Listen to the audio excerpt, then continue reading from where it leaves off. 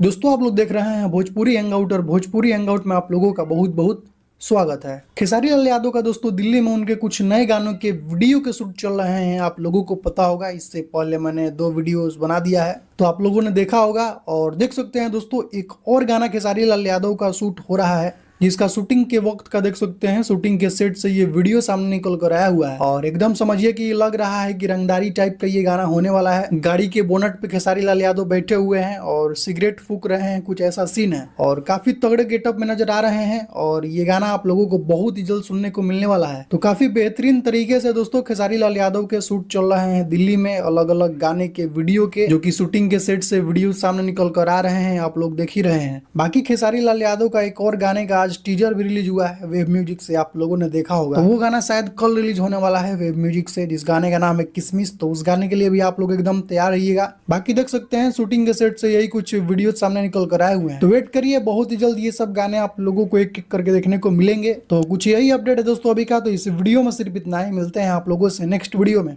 Thank you so much.